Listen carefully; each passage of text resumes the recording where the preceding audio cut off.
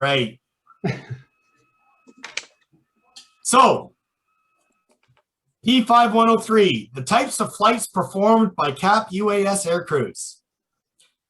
So the conditions, and all this is in the Squitter. So if you have already downloaded the task guide, you can follow along. It is found on page 118. He says as he double checks the page number. And yes, I'm right, 118. What do you know? Okay, so our objectives are going to be to discuss the types of flights performed by CAP UAS crews.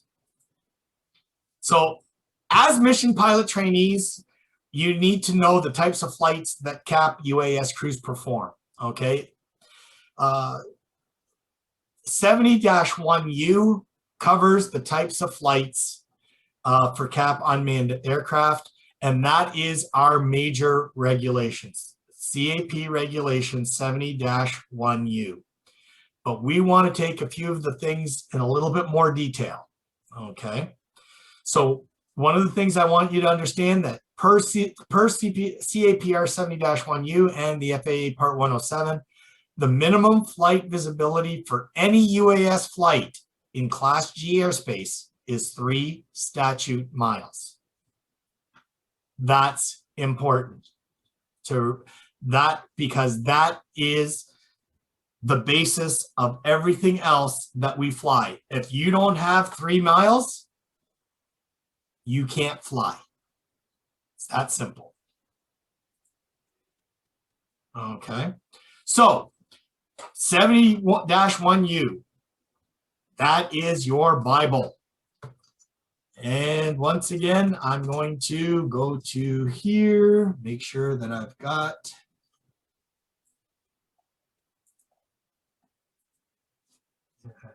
okay. I believe I already gave this in my email, but for those that missed it, there's the link. I've put it, whoops, sorry. I just sent it to Cadet Master Sergeant Luke. So put it to everybody. There we go. So there's the link for all all small SUAS operation for CAP. You're going to find 70-1U. Oops. Go back. You're going to find 70-1U under draft regulations, manuals, and pamphlets. Same place that you found the task guide.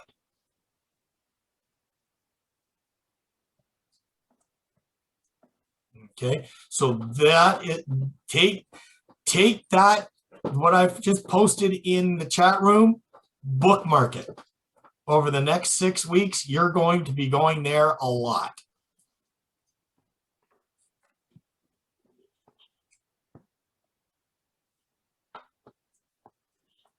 All right, so anybody want to hazard a guess as to what the 6 types of flights that SUAS pilots would fly with CAP? We've actually discussed some of them this evening, but let's see if how much you want or you know, and we'll go from there. Search and rescue. Search and rescue, exactly. Search and rescue flights include route searches, down flight searches, grid searches, terrain-based searches, expanding box searches. We're going to get into that. There's actually an entire evening just on expanding box searches, as well as searches of points of interest and everything that falls under of those types of interest fall into this category. Anything else? Flights. Anybody else want to hazard a guess? Disaster relief and damage assessment flights. All right, disaster relief and damage assessment flights, exactly. So those are under the authority of the U.S. military or Homeland Security or FEMA. They may ask us to participate in a disaster relief mission, and to do damage assessment in the aftermath of a disaster. We don't get many tornadoes up here in Michigan, but one never knows. I mean, we could have, I mean, perfect example, when the dams broke down in, where did the dams break? They were Midland. Okay. We actually were asked to go down and take some pictures.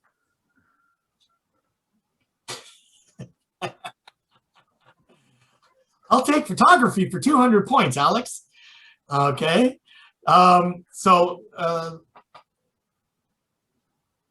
Anybody else have aerial photography of areas?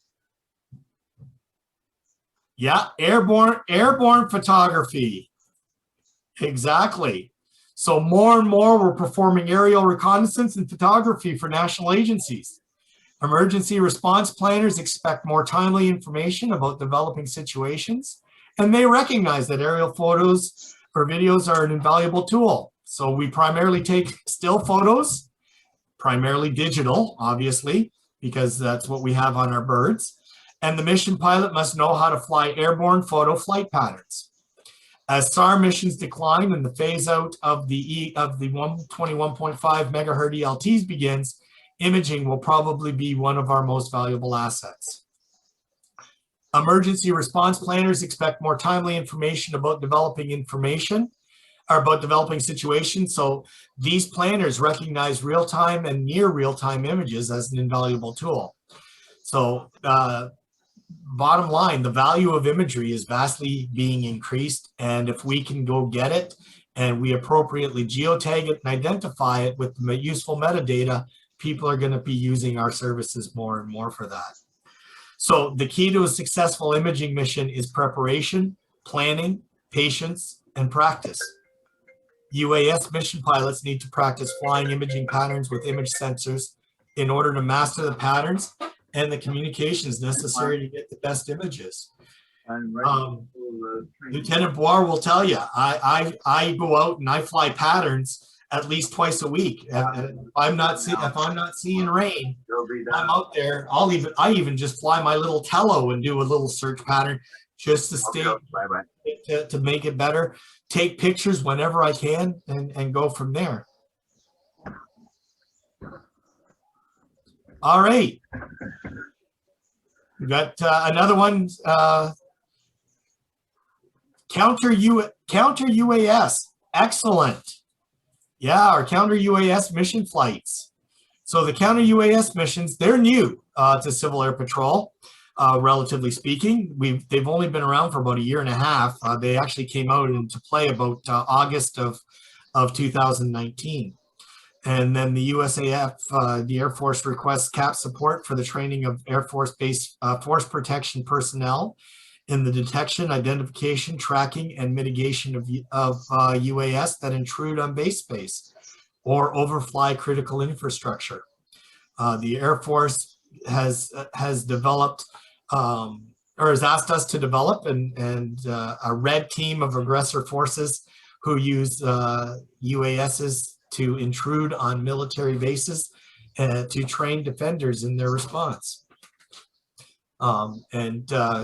Just to give you an example, we now have 15 wings with counter UAS teams. Wow. Actually, my trainer is out of the person that trained me was out of Delaware, and that was First Lieutenant Michael Penko. And he's actually the lead for the red team, he had some interesting stories. I wish I had stories to regale you with. I don't. None as obviously as interesting as he had. So, okay. So what's another one that we're missing? Two more here. Oh, good question. What does UAS stand for? Unmanned Aerial System. We are SUAS, which is a small unmanned aerial system. And so that's basically if we actually put if we actually got some sort of tether, and we had a bird that was strong enough to lift me over and fly me, then it would no longer be an unmanned system because it would have a pilot on board. But anything that's remote is an unmanned system. Okay. Let's see, what did we have? Somebody else gave a thing here. The unmanned aerial system. Oh, he's answering the question. Yes, somebody gave the Uas Orientation Flights. Yeah. There's demonstration flights, flight clinics, orientation flights for senior members and cadets. These all fall into this category. So this is where our demonstration and our recreational pilots come in, right? You don't have to be a mission pilot to teach these type of things. Depending on the type of UAS used, these flights may be regulated under Section 349 for recreational flying, or under Part 107 for which would fall under the FAA regulations. And it's not only the type of flight that's required, it's the reason for the flight. And that's why this is why we want to make sure that all of our mission pilots have their 107 and understand. The more people that have their 107, the better. But at the end of the day, some people can actually can fly under Section 349.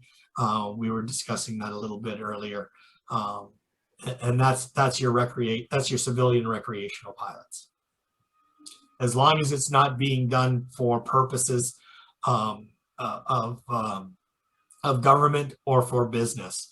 And that's where sometimes we're going to run into that situation when we do orientation flights, where if we're doing a demonstration flight at a school and we've been asked to be there as CAP, then chances are that would be a 107 flight.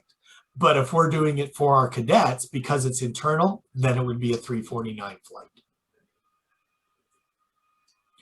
And we got one more. And somebody, I think I just saw that. Yep. Major Walker just gave me that one, the proficiency flights. So it encourages pilots to maintain currency and proficiency by accomplishing self-conducted proficiency flights. Basically, we want you to be flying at least once every 90 days. Even if it means taking your UAS out there and flying it for, fly the battery 20 minutes. I have two Phantom 3s and a Tello. I love the Tello. The Tello I can fly indoors. It's also a great tool for training. I use it around here. A lot of the kids in the apartment that we live in, they love watching the drones. Couple of them I wouldn't trust with my Phantom, but I'll certainly let them play with the Tello, and they love it. And so that's exactly. And so flying, you want to keep that proficiency.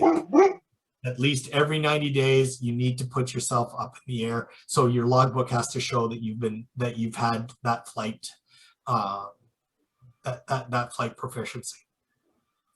While we're dealing with 70-1U, of course, it is our Bible when it comes to what's what when practicing in-flight emergencies. We had to adhere to the restrictions.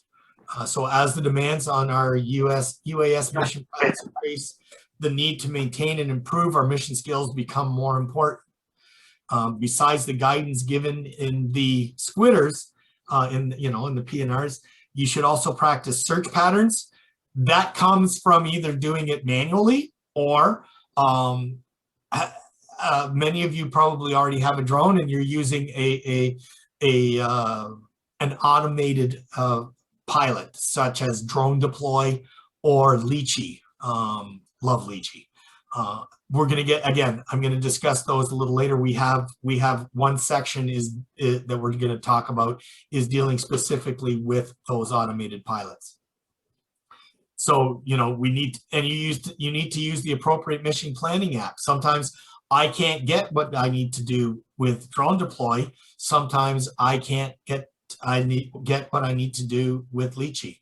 And so I have to choose which one I'm going to use and how I'm going to use it. Okay. And then of course we have our proficiency, practicing our UAS maneuvers, always trying to figure out a point, if there's anything that you can learn is flying straight and doing a point of view, which means literally doing a 180 circle around a point of interest, so that that point of interest is always in the center of your frame. Not as easy as it sounds, but with practice becomes just as easy as riding a bike. Let's face it. When we were all younger, riding a bike wasn't as easy as it sounds. Now it's just as easy as riding a bike. There you go. Okay. So yeah, so there we go. So those are the 6 types of flights that we fly. So again, there it is for 70-1U.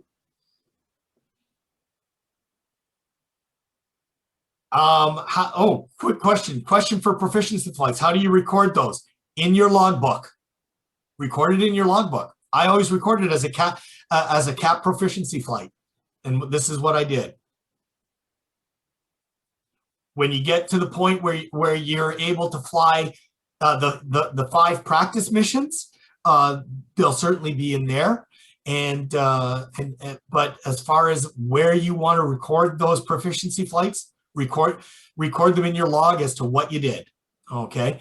Chances are, I know, for example, you sir have a lot of experience, and so as I said in our conversation, you could probably fly circles around many of us.